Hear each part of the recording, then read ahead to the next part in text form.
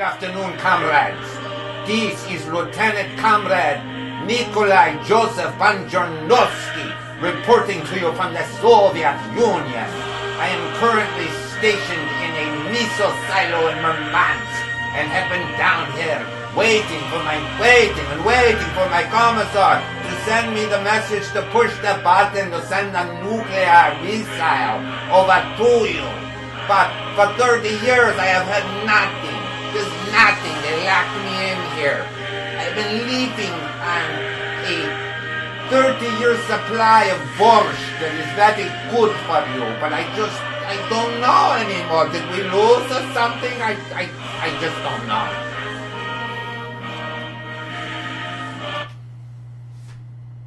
Sorry, just buongiorno, being a moron as usual, with the usual theatrical annex of another episode of How to Keep All Your Marbles in the Midst of a Global Pandemic. This borscht actually is really good, but I realized when I was eating it before that it stained my teeth red, and I had to go brush my teeth, so that couldn't be in the program for that.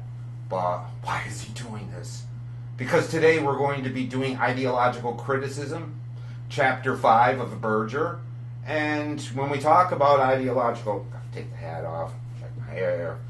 When we talk about ideological criticism, of course, the looming figure of Karl Marx, who played very, very prominently in this chapter on ideological criticism. So, first to the bullet points. Let's keep reading Berger. I had screwed up. I had actually planned on... I planned a whole lecture on the chapter 6, psychoanalytic criticism, and then realized that I had jumped ahead in the book. Stupid moi. And I had to kind of reel it back in and go back to chapter 5 and prepare that. But for this week, let's keep reading the book, chapter 6 and 7. Let's remember book reports are going to be due sometime in April. You know when. I just don't really know at this point. It's April 20th or 21st, one of those days. So let's keep reading, folks. Let's keep reading those books. If you have any questions for me about the books, just chime in, because now you got my phone number. If you need to. I figured that would be a kind of stand-in for office hours if you needed to rap with me or whatever.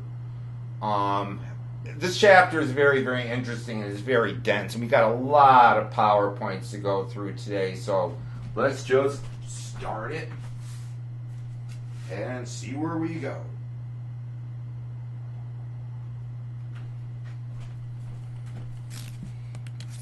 Ideological criticism. Ideological criticism. What is ideology? What is ideological criticism? Ideological criticism is not just criticism. It usually involves analysis and criticism. What is ideology? Ideology is distinct from, say, semiotic or rhetorical analysis, or what we're going to be doing in the next episode, psychoanalytic analysis, really deals primarily with analyzing and critiquing media, not just content. In Berger, and there's a lot of places in this chapter where I actually lock horns with Arthur about a few different things that he kind of glosses over. Our politics don't necessarily link up totally. The Venn diagrams are pretty on top of each other. But ideological criticism is primarily about looking at, and we do a lot of this in image theory, folks, and it's really interesting how the corpus of this syllabus is kind of coinciding with what we're doing in image theory, big time.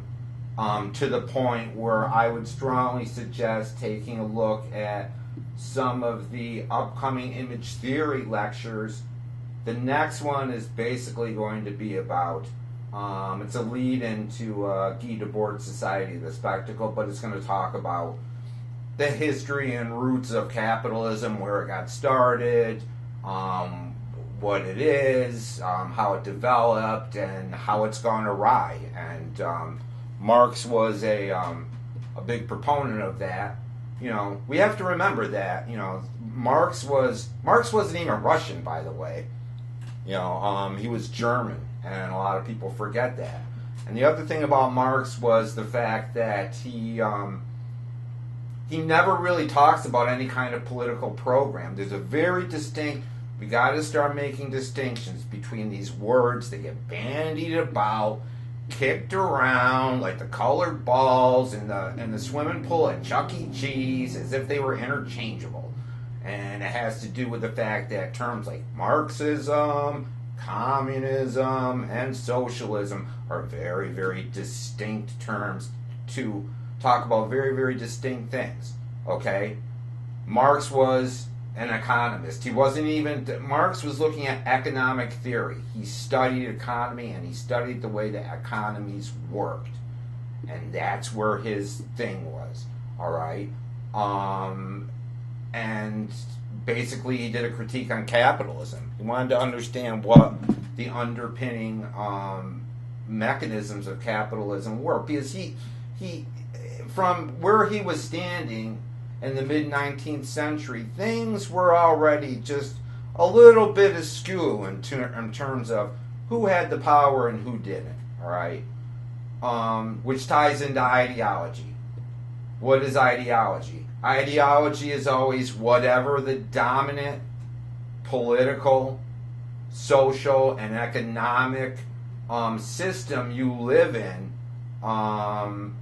is how it's operating and how it uses the media and art and culture to kind of keep on hitting you over the head with and normalizing certain things that it needs to keep on telling itself and telling you about the right way of going about with a social order. So that ideological criticism always kind of looks at the content of media or goes as far as looking at media itself.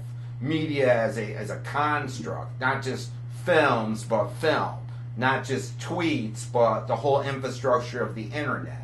All right? So it's both an analysis of the mode of production, and that's going to be a very, very important term in Marx, and the messages that media sends. All right? And the ways in which, and when we start talking about Marx, we're going to find that those messages have a kind of global influence at this point.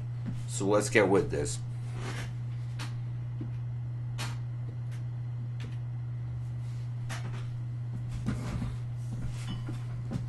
Berger defines ideological criticism. He asked what I just asked. What is ideological criticism and why is it important? The matter is complicated by the fact that ideology is a difficult and complex concept, all right?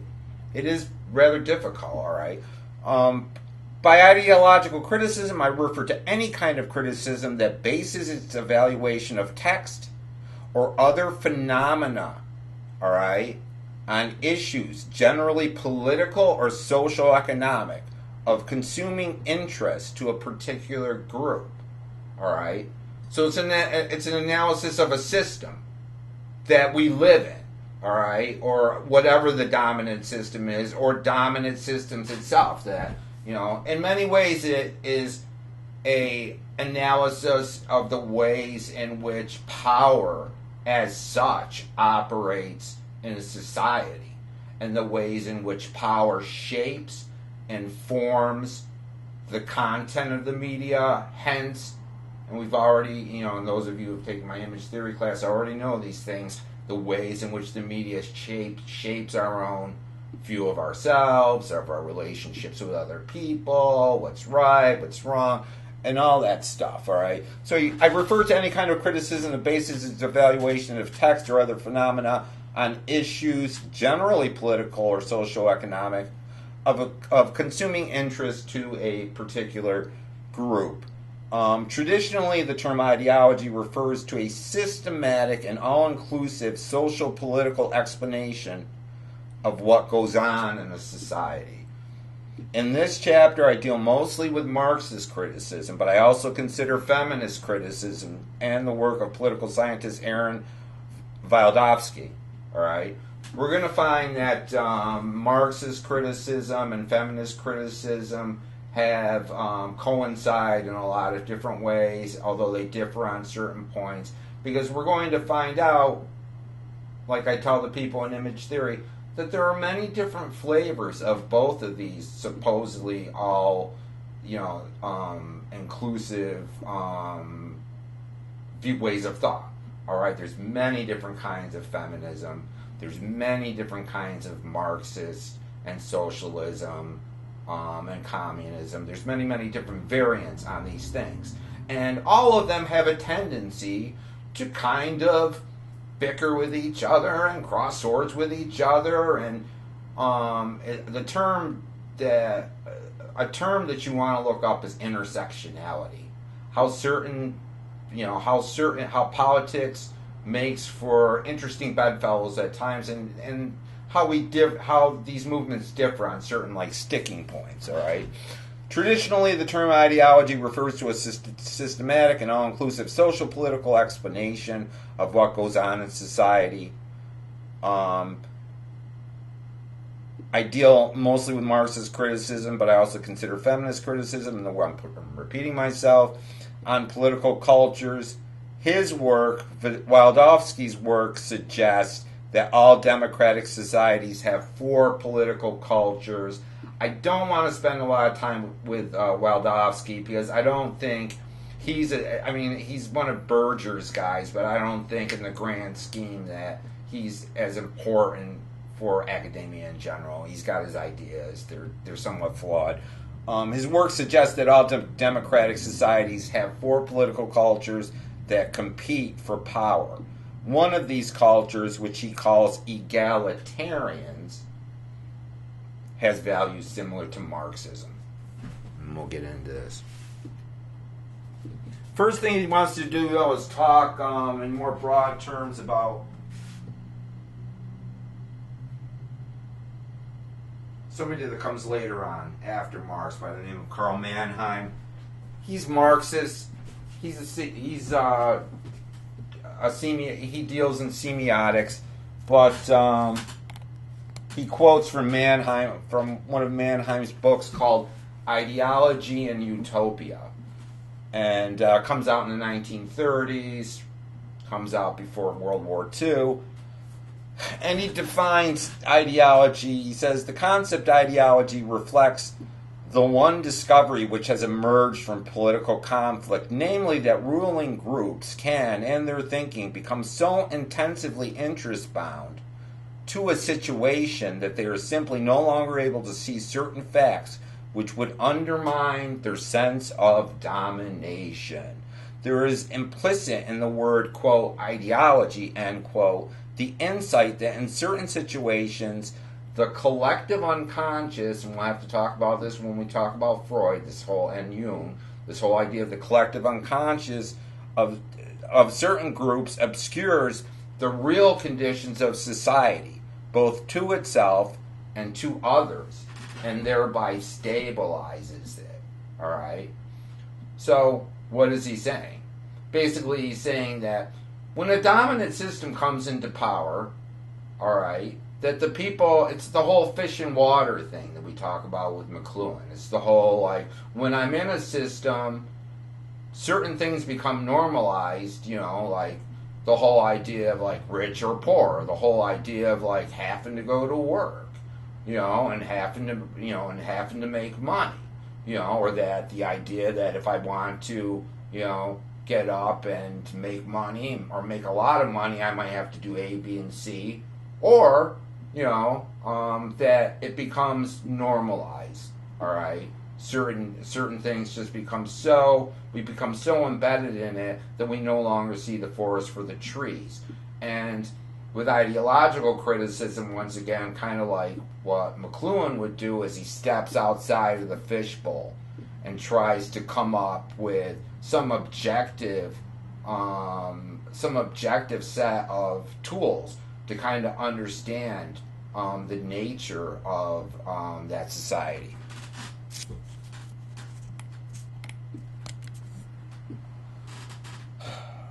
Berger goes on to quote Doug Kellner, who's a cultural theorist that I've read before. I've read some of his stuff in Durham. Their concept of ideology. It says here, the concept of ideology forces readers to perceive that all cultural texts have the distinct biases, interests, and embedded values, reproducing the point of view of their producers, and often the values of a dominant social group. Karl Marx and Friedrich Engels coined the term ideology in the 1840s to describe the dominant ideas and representations in a given social order. During the capitalist era, values of individualism, profit, competition, and the market become dominant, articulating the ideology of the new bourgeois class, and we're going to have to explain what bourgeois is, which was consolidating its class power. Today, in our high-tech and global capitalism, ideas that promote globalization, new technologies, and an unrestrained market economy are becoming the prevailing ideas, the dominant ideas, the overarching ideas, all right? Let's repeat it. The ideas that promote globalization, new technologies, and an unrestrained market economy are becoming the prevailing ideas, all right? Conceptions that further the interests of the new governing elites in the global economy. Ideologies appear natural. They seem to be common sense. We have to understand that taken for grantedness, a dominant ideology kind of injects itself into all of our thinking about stuff. Ideologies appear natural, they seem to be common sense, and thus are often invisible and elude criticism. Marx and Engels began a critique of ideology, attempting to show how ruling ideas reproduce dominant social interests, trying to naturalize, idealize, and legitimate the existing society and its institutions and values. All right? So those of you who have taken Intro to Communication and Image Theory have known, this is kind of old hat, that we understand that, whatever the global system of that we are in a system of global technocratic, the global technocratic corporate state at this point, that it's global, and that at this point we are experiencing a crisis within this system that is calling into question, in many ways, I would make a case that this whole pandemic is acting as a kind of lens on the shortcomings of this system and has turned all of this taken for grantedness and naturalization of certain ideas and called it into question, and that events themselves, social economic events themselves, are the litmus test of what is or is not working in a given system. For instance, a lot of you, including myself right now, have been cut loose from our respective places of employment, and wondering how we're going to pay the rent, and how we're going to continue to eat or feed our kids or do all these kind of things, the job, this whole dominant capitalist system of wage labor and going to work has been disrupted, and everybody's kind of questioning, like, all right, how are we going to be taken care of now? How are we going to be taken care of medically? How are we going to be taken care of financially? What is the social cost of all this? What are going to be the psychological costs of a lot of this? So that when a system is challenged in a certain way, it kind of acts as its own form of ideological criticism, that it becomes a lot easier to kind of pick at something when it's starting to crack. It's much more easier to understand the deficiencies in, for instance, a big dam, when it starts to crack and it starts to let the water in. So we got that. Marx had this idea of false consciousness. What is false consciousness? False consciousness basically is what Marx would call the end result of coming up in a system and only having a slight inkling on how that's it, only knowing as much as the system and those in power want you to know about how it operates, about how it indoctrinates, about how it shapes one's sense of identity. There are many things that, those in power in any given system, whether it be in many communist countries, this was certainly true also. Not to mention totalitarian countries, that we grow up, we come up into a system and not necessarily aware of a lot of its inequities, a lot of the ways in which we may be being treated or actually having physical or psychological violence inflicted upon us because we don't understand it. Because when we come up in an ideology, usually the raison d'etre of that ideology, the operative principle of that ideology, is to convince you that you're doing pretty good and then that you're in the best of all possible systems. And that is true of all of modern systems. This series of strategies, propaganda, and media that instructs us and consoles us on the idea that this is the way it is. People go to work. That's what they do.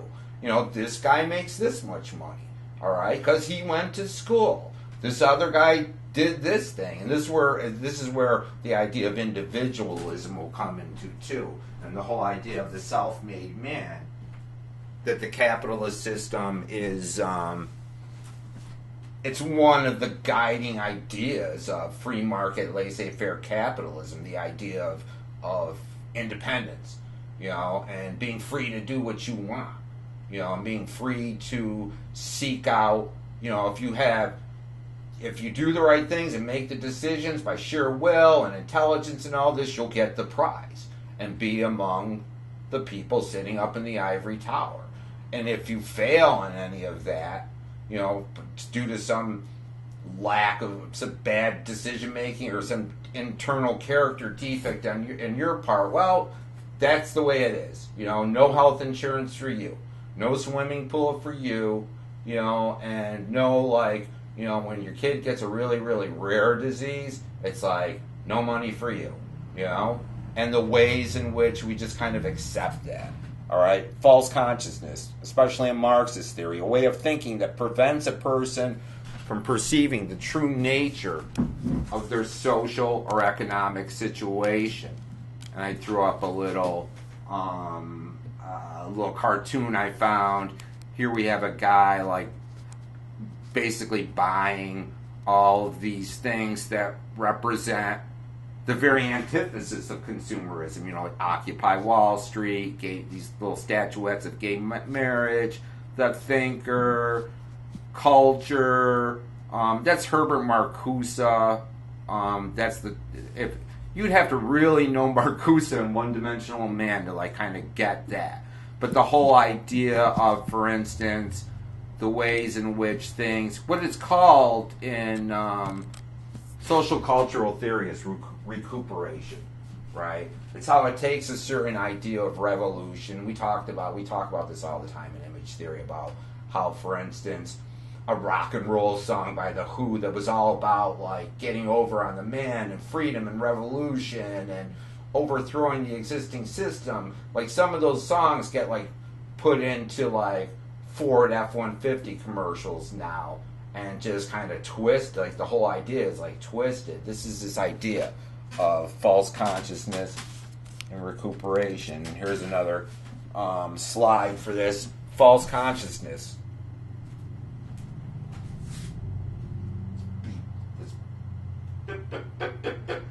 Get a little closer. Believe it or not, it's actually I'm using this exact same slide in a PowerPoint that I'm doing in the other class. False consciousness. Social institutions like the mass media play a key role in ensuring that the working class, once again, here's a term, the working class, as opposed to the ruling class, all right? Marx will define them by these highfalutin terms of the ruling class, those with we can think of the ruling class as being the 1%, those with the most of the wealth and most of the privileges in a society, as Marx would call them the bourgeois, and he would call the working class, all us working stiffs, kind of living paycheck to paycheck or whatever, as the working class, and all of these terms will be contested as things have evolved, especially since the 2008 global crash of capitalism and the ways in which the working class would shrink, all right? Because the working class, by its very definition, would entail that you got a job, right? So if you don't got a job, you're by definition, you're not really part of the working class anymore. You're jobless.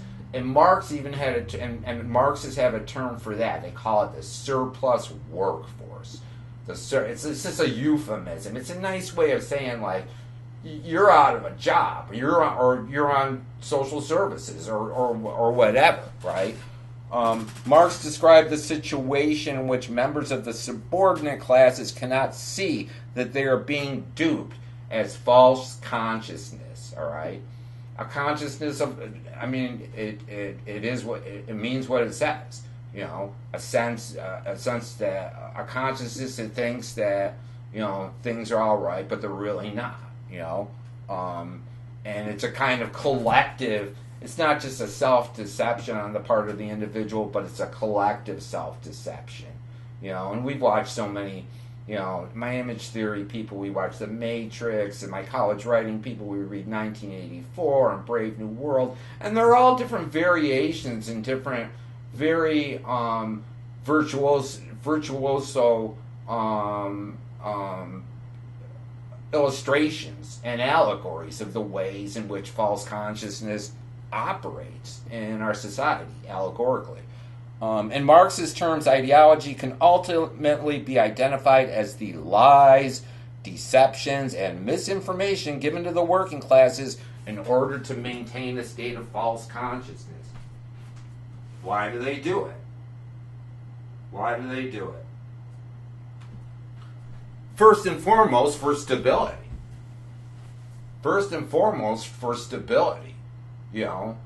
The indoctrination of false consciousness leads to a docile 99% that, if they knew the true nature of their situation, truly, honestly, and truly, would be pissed and would would go as far as being out in the streets en masse and stopping it. And yet, it's like you're kind of between a rock and a hard place. You're in a system in which resistance is very, like the Borg used to say on Star Trek, resistance is futile.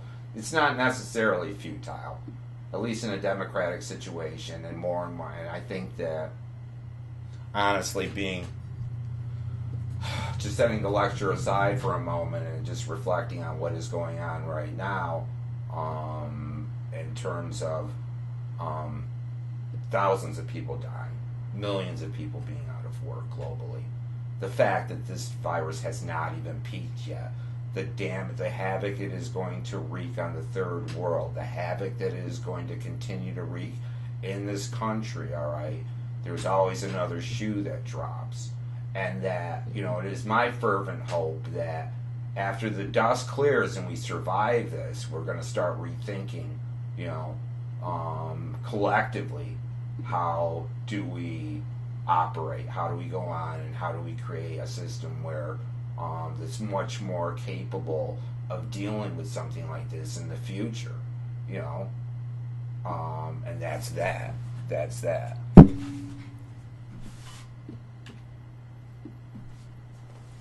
he takes a quote directly from Marx.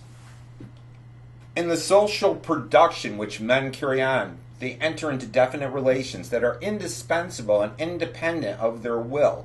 These relations of production correspond to a definite state of development of their material powers of production. All right? Marx is what they called a materialist. He really believed that our lives and our subject, our consciousness, and all of life basically was predicated on economics. He would kind of reduce a lot of like our lives to like the economic grounds of what happens. All right, and he will come up with this term called material dialectic that is just too heavy for us to get into right now. But he felt that the social order is basically produced economically, and that everything kind of follows from that. Whatever. And when I say economics, I mean in Marxian terms, the mode of production, whether it be that a small percentage of people own the means of production, meaning that most people don't own a business. Most people go, and most people in this society go and you work for somebody else. That the minority, a small minority, are business owners, or a small minority are. A lot of people own their own homes, but not a lot of people own a lot of property. All right, the property class. If you're paying rent, like the rentier, what they call the rentier class, people that you rent from, all right, are not the majority. So this whole idea of this economic base to everything, the totality of these relations of production constitutes the economic structure of society, the real foundation on which legal and political superstructures arise, and to which definite forms of social consciousness correspond. All right, let's not stop yet. The mode of production of material life determines the general character of the social, political, and spiritual processes in life. It is not the consciousness of men that determines their being, but on the contrary, their social being determines their consciousness. Their social being determines their consciousness. What's he trying to say? He's saying that my conception of myself as an individual, my own ideas and my own autonomy, are basically always kind of, at the very least, flavored or filtered or twanged by the prevailing social order. And then my thoughts ultimately, one could go as far as saying that my sense of my own self as a thinking guy that's got his own, I'm always kind of thinking with the group. And we'll talk more about the idea of, we're going to talk more about the social construction of knowledge, how knowledge is constructed socially. What Marx is trying to say is that, it's like everything that we do.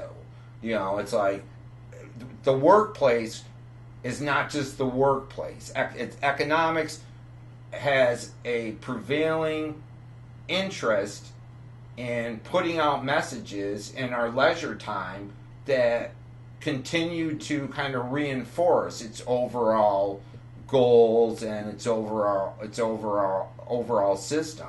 So that even when we go to the movies, or we're reading a book, or we're going to an art museum, or we're going to see a band, that these arrangements, that capitalism and the mode of production influences all of that.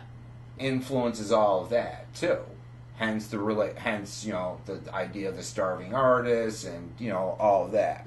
So there's all that, and it's very, very dense in a lot of ways. Then he quotes from a guy, Donald Lazare, speaking about the Marxist method. And here Lazare says, the Marxist method, recently in varying degrees of combination with structuralism and semiology, has provided an incisive analytic tool for studying the political signification in every facet of contemporary culture, including popular entertainment, TV, films, music, mass circulation books, newspaper and magazines, comics, fashion, tourism, sports, and games, as well as such acculturating institutions as education, religion, the family, and child rearing, social and sexual relations between men and women. We talk about a lot of that in Berger, in Image Theory, and the other Berger, and the John Berger, the ways in which sex is politicized and turned into and is influenced by economics. The most frequent theme in Marx's cultural criticism is the way the prevalent mode of production and ideology of the ruling class in any society dominate every phase of culture, and at present, the way capitalist production and ideology dominate American culture, along with that of the rest of the world that American business and culture have colonized. All right? The rest of the world that American business and culture have colonized. All right? That's a lot to unpack right there. But somebody had brought up the idea, how does it infiltrate education? One of you, I can't remember who, was reading Henry Giroir's book, Neoliberalism's tongue-tied, Neoliberalism's attack on higher education, where he maps the ways in which this growing inequity and this growing accumulation of capital at the top is degrading our public education systems. Not only that, but is that more and more of what we learn in public education and in colleges is dictated by the needs of corporate interests. So that, for instance, it's like all this money gets funded into STEM and science and technology, but the humanities, the corporate technocrats can't worry their busy little heads about your high school musical, or you wanting to do sculpture or whatever, or you wanting to read something other than the doctrinaire ESL stuff that gets handed to you right from the day you walk into kindergarten to the day you walk out with your college diploma, and the decision-making process is involved in that, right? What about this idea of American interest, that we have to understand this idea of colonialism and imperialism, for a very, very long time. The ruling Western powers, Spain, the UK, France, the United States, were empires that had built themselves on accumulating other third world nations, either actually annexing them and dominating them, or controlling them indirectly through their economics, or holding certain sanctions over their heads, or enslaving their people in one way or another. But that not only was this economic domination, but it was domination culturally, and this went on for many, many hundreds of years, ever since this early period of mercantile seagoing, where we would go, and give people God and country, American God and American country, and it's usually, and Berger will talk about a lot about this too. He who has the money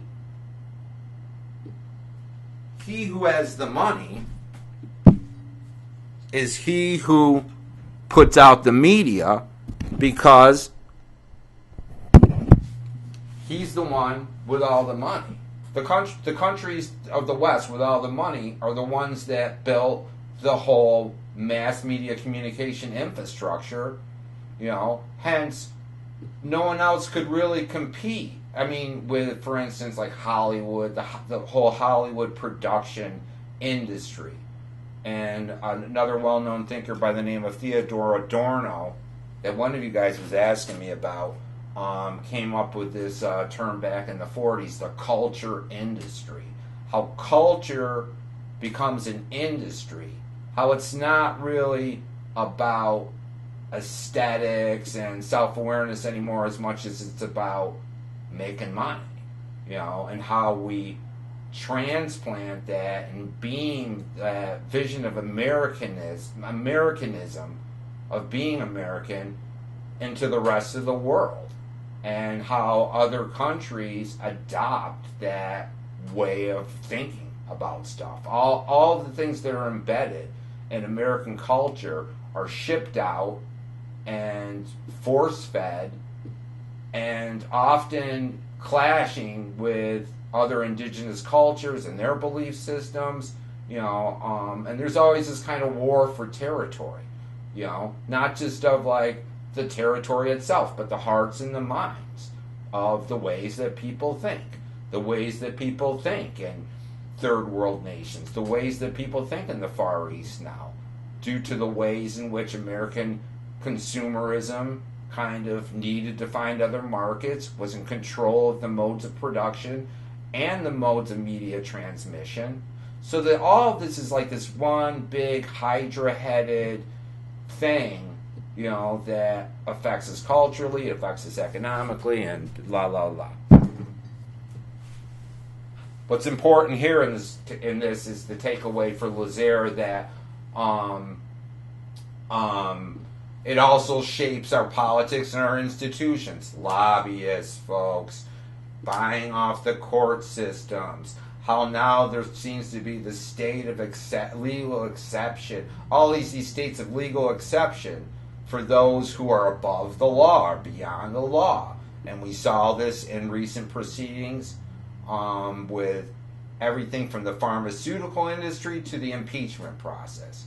If I've got the power and I've got the money, the rules that apply to you and me that we'd get thrown in jail for decades don't apply to the people that got all this, that got all that.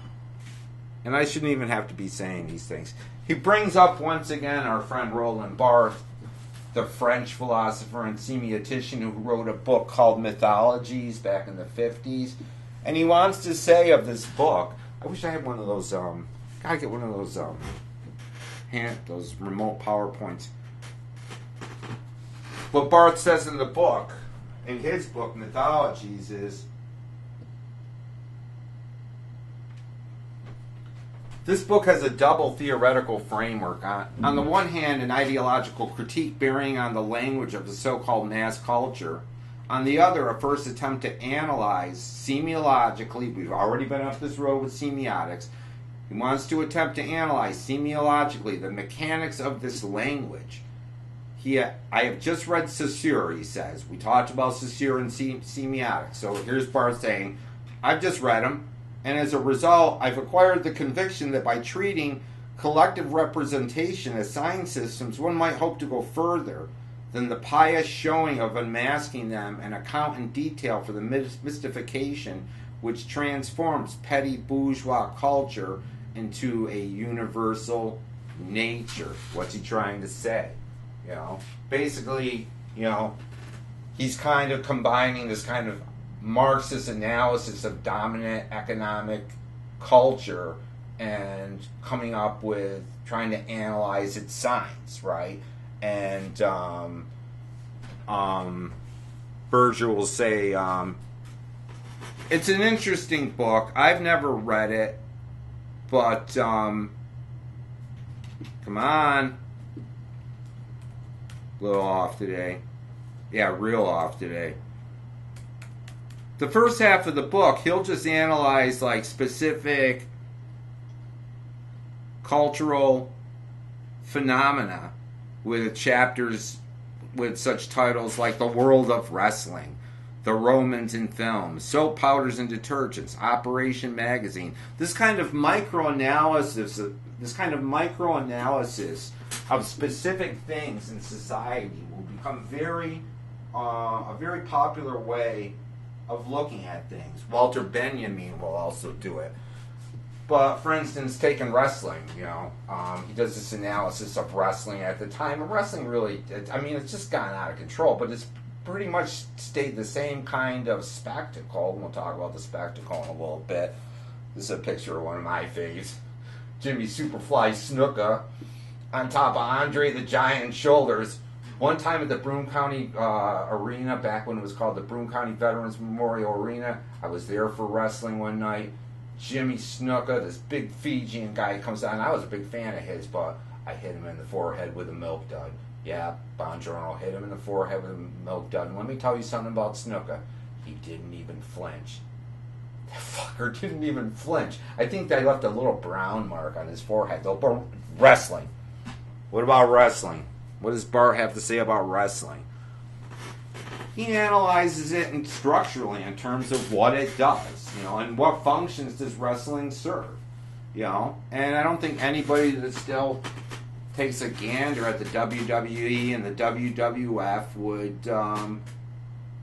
today in 2020, would say that it's gotten much different from, in fact, it's probably gotten more like this. What are the things he says? 1, the quality of light in wrestling generates extreme emotions. All right. Wrestling is not a sport, but a spectacle. Know that. Wrestling is a, quote, an excessive portrayal of suffering. An excessive portrayal of suffering. Usually people are in usually it's a play. We all know it's just kind of the acrobatics, but in one way or another, it's like people are always in some kind of physical struggle, whether you're doing the Cobra Clutch like Sergeant Slaughter used to pull on people, or the ways in which the rope-a-dope or whatever. Wrestling is full of excessive gestures. Each sign in wrestling is endowed with absolute clarity. The bodies of wrestlers are signs about the way they wrestle. Wrestling provides an image of passion, but not passion itself, which is an interesting idea. In America, wrestling represents a sort of mythological fight between good and evil. And I used to see that even coming up, I used to see there were all these, depending on what war we were fighting, whether we were fighting in the Mideast or we were fighting the Russians, there was always, for instance, during the Cold War, there were all these, phony, not in, the phony Russian I just played, these kind of these Russian villains, and comic books would do the same thing. And then when we got, all these different guys that were from behind the Iron Curtain that you were supposed to root against. And then during the Mideast conflict, there were guys like the Iron Sheik, and all of these kind of characters that played out, our nationalist prejudices or whatever they were at the time. That always kind of became this kind of theater for that kind of propaganda to take place. My journal forgot to turn the counter on that again. Lovely. Virgil will bring up another guy, a very, very interesting guy, an Italian by the name of Antonio Gramsci, who was a Marxist, who would come around pretty much after Marx was gone. But he would be strongly influenced by Marx, preferably in terms of culture. Gramsci was very interested in what is now termed Marxist or Marxian cultural theory. And he wanted to understand the ways in which capitalism or whatever the prevailing order was got into everything. It wasn't just in the workplace. It was at home. It was at the theater, it was on the streets. It was the way in which cities were designed, the way in which all of this was like, and he would have this term hegemony. And Berger writes, the term hegemony, made popular by Italian Marxist thinker Antonio Gramsci, refers to the notion that ideological domination is invisible because it is all pervasive. It's invisible because it is all pervasive. That we try to see out of it, but it's like being in a fishbowl and thinking and thinking that something else exists besides water,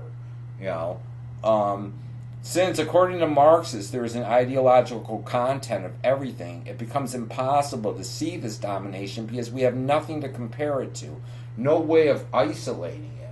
We're in it, right? So that all our thoughts and feelings about, what to do with our lives, what constitutes having a good time, who's the right girl to go out with, how we treat our parents, are all kind of shaped by these overarching economic imperatives. For instance, the whole idea of the sanctity of, for instance, units like the nuclear family, and the sanctity of family, respect your elders, and all this stuff has to do. A Marxist would say that the bourgeois nuclear family is the best possible conduit to isolate and keep the society docile because you're worried about it's like when you're in a nuclear family, and you're the breadwinner or you're the mom or you're the kids, your concerns are reflected by whatever the overarching order of the society is, for the longest period of time. The father was the breadwinner. He was the one that would go out and work to support the family. And the mother would stay home and use all the gadgets that she bought during his paycheck, to amuse herself and feel superior and, and take and it's still today, that unit, that stable nuclear family was for a long period of time the best way for American and Western capitalism to operate because it kept the society stable. Not only that, but it kept the society stable to the degree that you were always buying stuff. Buying presents for the kids, buying a lacrosse stick, buying a brand new. I gotta buy hockey stuff for my kid. Then I'm taking them to hockey. Then I'm taking them here, taking them there. Then when we get home, we're so goddamn tired that the first thing I do is I turn on the mainstream media and get fed that propaganda. After that, this usual light comedy, stuff like that. So because I'm so goddamn tired, I can't even think about things like, is this fair? Is this system, is there a way of political organizing? I don't have time to be reading Marx. I don't have time to be reading Gramsci. It's like, I got to get up at 6 in the morning. I got to make sure the dinner's done. And I got to make sure that little Joey, comes back from his trumpet lessons. The whole thing is predicated on keeping stability and keeping the economy rolling through this massive consumption of consumer goods 24/7. And now it's like, under the current circumstances, all of that has had this huge monkey wrench thrown into it. And we don't know how it's going to come out. And it's affecting us in many, many different ways. It's affecting us psychologically, sociologically. The new norm, it's like, for many people in the mainstream and many people in general, like the idea of like, going to the movies, going out to dinner, going clubbing, it's like all of that has been disrupted to the degree that people are literally being thrown on themselves, locked into these situations that are very, very carceral in the truest sense of the word, and having to shelter in place and having to be unsure about stuff and dealing with depression and dealing with not knowing. and nobody out there is reporting on what must be the skyrocketing rates of domestic violence, substance abuse, people ODing, sexual abuse, sexual violence.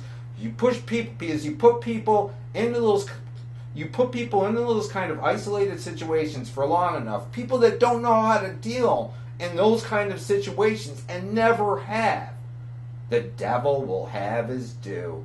The devil will have his due, my folks. So it becomes imperative, to speak about this and have conversations about this, and even if it involves having conversations about it on the blog about how this is affecting you,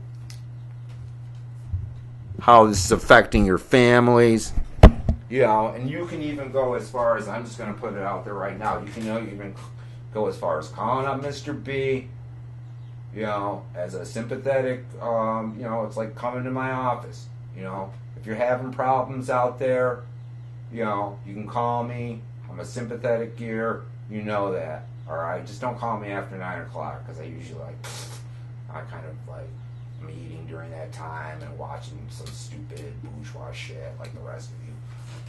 So there's that. This idea of hegemony. So we go back to, and Gramsci, very, very important. There's a great video on YouTube of Chris Hedges at this Gramsci conference on making a speech, and we've read Chris, and he talks about the importance of Antonio Gramsci. Got to put that up on the blog. You guys got to see that. Gramsci, very important. So we got this. This is just a still. This is just a take on the film. They Live. It's a homage to that. The ways in which the underlying assumptions of the content. What the content in any given situation like Times Square is really saying. What is it really saying to us?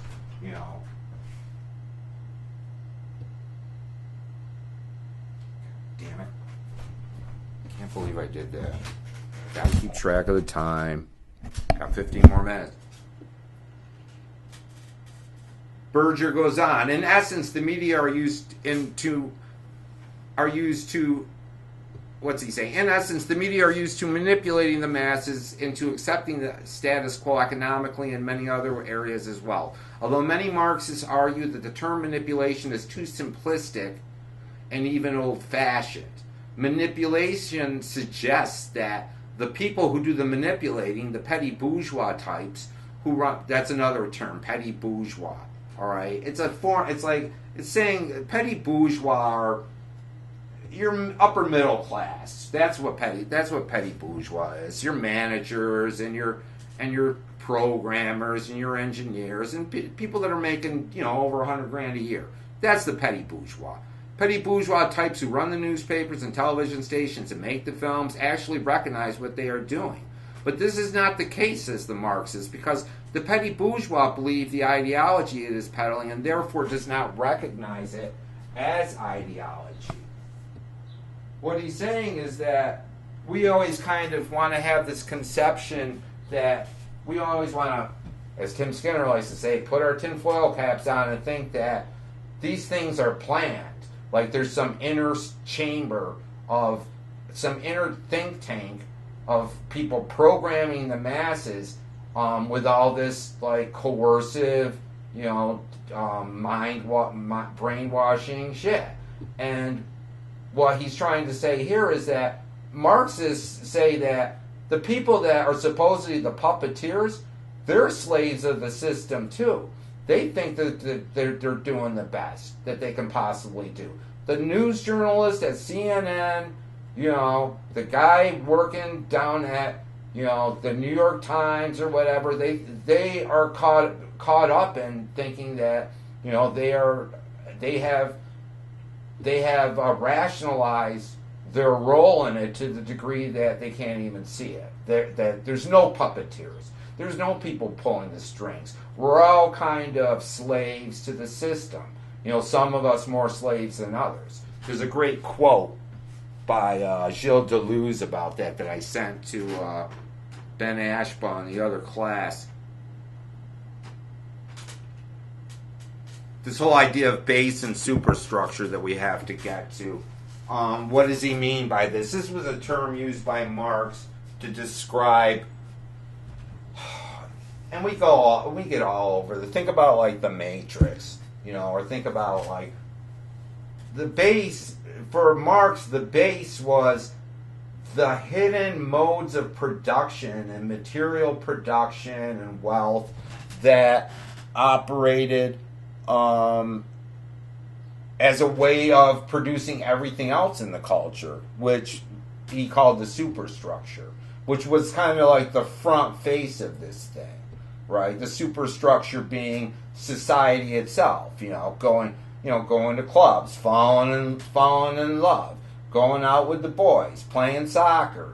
All of these things are kind of predicated in front of a veil of an economic system that makes certain things possible and other things absolutely impossible.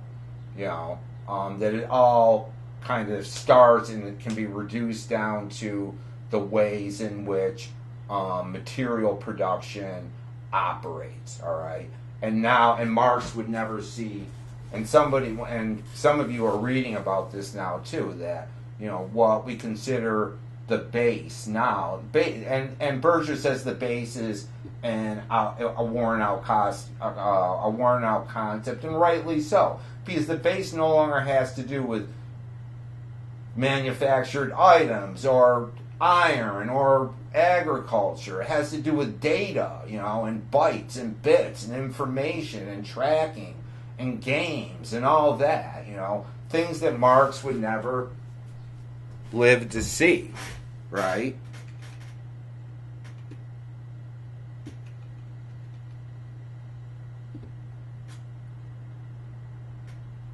When the Soviet Union finally fell, and Berger's a little bit off about this, certainly there was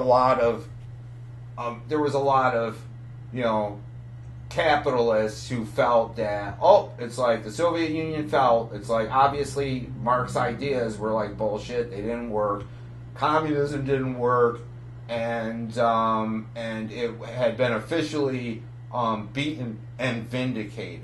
All right, and that's what a lot of people had told themselves concerning communism, because they equated what had gone up, because basically what it amounted to was a false equivalency.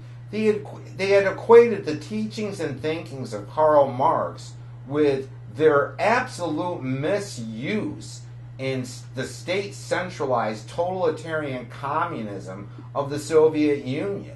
That these were two different things, and that lo and behold, and that and all these guys like Milton Friedman and Alan Greenspan and Reagan and Margaret Thatcher and all these other ghouls stood up and said, "Hurrah! This is the only way." And another like ghoul, by the name of he wrote the end of his Francis Fukuyama.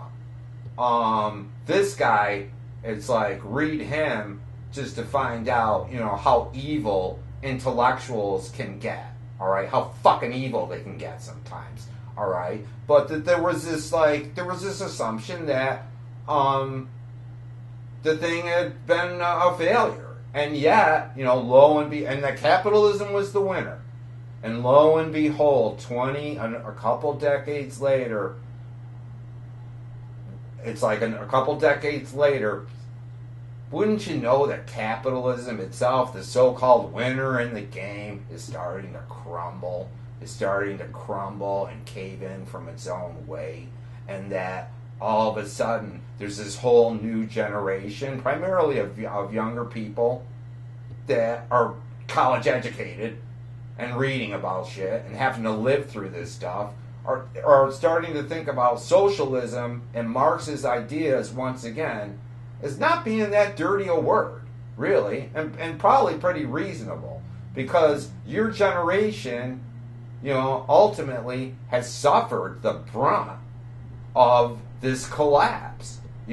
So it just stands to reason why the people that are becoming most disenfranchised, the demographic and the age group that's becoming most disenfranchised from this thing going kaput, would start scratching their heads and being more open to the possibilities of rearranging society in another way than your old boomer parents and grandparents are, with sitting on their pensions and their 401ks or whatever the fuck they're sitting on, and not really, and pretty much like sold on the way that the system worked for them, and still think it's all right, so that's that,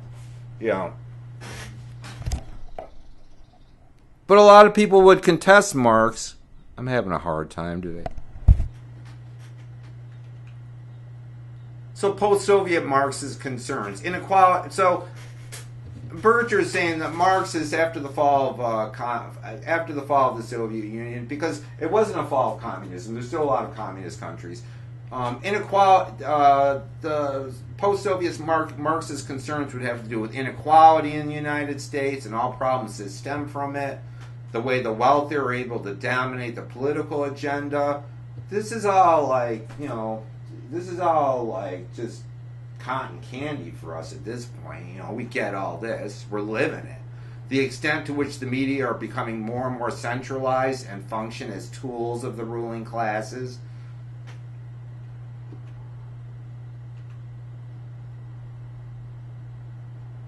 Want to get into one other guy in the time that we have. Berger talks about, hopefully it gets me more. Wouldn't you know it that in this chapter he speaks at length about two books and two authors that we actually, and I haven't read this book in a long time. In fact, I never read this version, but this Berger, not Debord, but this chapter on Berger where he talks about John Berger, the other Berger, unrelated, his book Ways of Seeing, and Guy Debord's book The Society of the Spectacle, and holds them out as major forces in ideological criticism. And wouldn't you know it, we read them in the other class, and we are currently reading Society of the Spectacle in that class. So, if you very, very interesting book. Debord comes out and starts writing. He's a Marxist, but he wants to think about. He has the 20/20 hindsight of seeing a world that Marx will not see, and being a Marxist and taking Marxist ideas and applying them to the world that he comes up in. All right, the world that Debord comes up in the 60s. The world of mass. Marx will die never seeing mass. He'll see newspapers. He'll see like maybe the earliest forays into photography and cinema. But he'll never see. Marx will never see like the Hollywood industry. Marx will never see mass television, satellite, all the things that Debord would live until 1994, although he would live in obscurity for most of his career. He was French, and he comes up at a time in the late 60s when there's a lot of what's going on in this country in terms of civil rights and in terms of anti-war movement and workers' rights. The same things are going on in Europe, all right, in 68. 68, there's these huge French student revolts going on all over Paris and all over some of the other major cities. There's these huge revolts going on in some of the other major European cities like Prague. There's the Prague Spring. London's going out of control. It's like all this is all kind of happening at once. And Debord, in his book Society of the Spectacle, is kind of acting as the playbook for that group of revolutionary students, who are criticizing the system ideologically.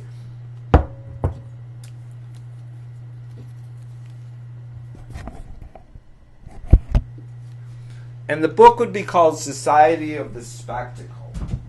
What did he mean by what did he mean by spectacle? All right, and we'll need to define what he means. We're going to pull some quotes from him, but I would strongly suggest watching the next upcoming image theory lectures on Debord and the rise of capitalism and spectacle, where we pick this book apart. What Peter Brooker has to say about Debord and cultural theory, a glossary, is Debord was a leading member of a group called the Situationists. All right, the Situationists were a group of thinkers that came out of France around the time of the French New Wave. They were Marxists, they were political, but there were also filmmakers and essayists and writers. There was this whole kind of intellectual commune of people, that like-minded people that kind of, revolved around Debord and other well-known situationists, and they had like their own manifesto and all this stuff. I mean, the Society of the Spectacle ultimately would be their manifesto.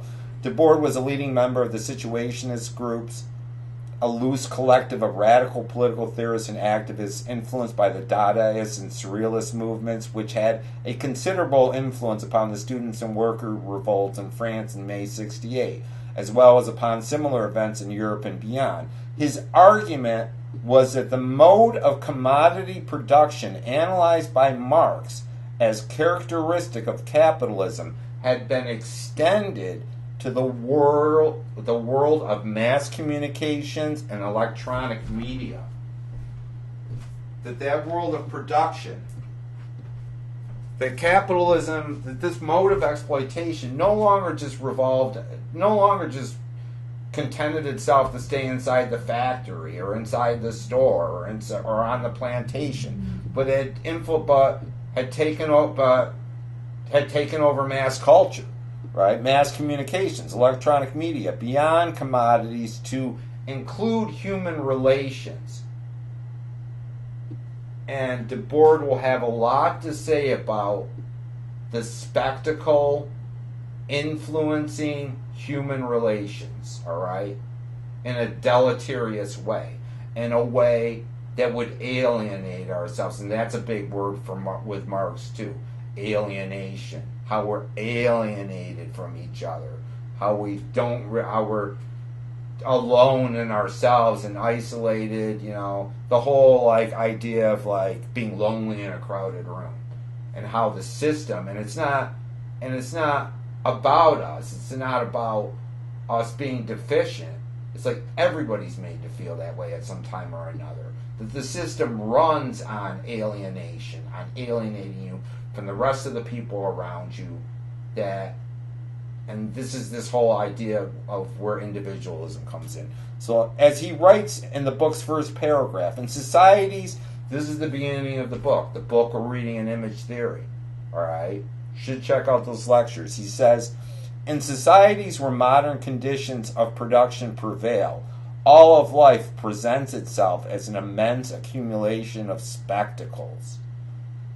Not spectacles like you wear, but spectacles like, well, I'll get into it. Debord's insights on the penetration of the commodity form, the ideological role of the news media, the absorption of, quote, real life by its representations, the way history was being forgotten within culture, the way in which history was forgotten within culture, anticipate some of the key terms in another term called postmodernism that we don't have time to get into right now. And I'm a slave to this. And there's some quotes here from Debord. We're going to have to get back to it. What Berger has to say is about the spectacle. The term is used in Debord. What's the spectacle? The term is used in Debord's writing to designate the hegemonic, once again hegemony, from Gramsci, power of capitalism in and through the mechanism of representation, advertising, for example. Such a view maintains that mainstream culture, and indeed culture in general, is the culture of the spectacle, which as a manifestation of capitalism is ultimately repressive and alienating, as well as endlessly ingenious in its guises and its mutations, the ways in which it changes to accommodate the situation, the ways in which it overcomes crises in its own system, in its own set of preconditions, right? Debord's writing directly influenced many of the central tenets of postmodernism, particularly as they appear in the writings of Jean Baudrillard. If you want to find out who Jean Baudrillard is, listen to my last lecture in image theory, where we start to talk about Jean Baudrillard and the simulacra, the idea he has of the simulacra. But he goes on to say, what Berger goes on to say here, he says about the spectacle, how life has become a spectacle. You know, it's like here we have various different spectacles, and and these would all kind of fall under Debord's definition of spectacle. And what Berger has to say is, when you think about the number of people all over the world who watch the Super Bowl every year, and in 2018, when he wrote this, not long after the Super Bowl, watched many weeks of the Olympics broadcast, and the number of people in the United States who attend college or professional football games, baseball games, and basketball games, or watch them on television, the notion that we are a society of the spectacle seems quite plausible. The modern world is, as well as sports plays an increasingly important role in our entertainment and our lives, all right? And we gotta bounce out with that. I'm sorry about that. It's like, I want to qualify the whole sports thing for a lot of you guys that I know that are into sports, and it's like, I don't want to, end on this whole idea that sports culture is bad. It's just what it's become, So, we're going to have to unpack this in the next lecture. I apologize. I want to get into psychoanalytic theory as soon as I can, but I think we need to unpack this a little further than I have. As usual, I hope you're all doing well. Let's keep up on the reading. If you have any questions, make comments on the blog. Email me. I don't get this, Mr. B. Buongiorno, what does this mean? I don't get it. I can unpack it. And some of you have been availing yourselves and using the blog precisely for that, to ask questions about the material. And I've been giving it that good old college try of trying to respond to it. So, take care, stay well, and we will see you shortly.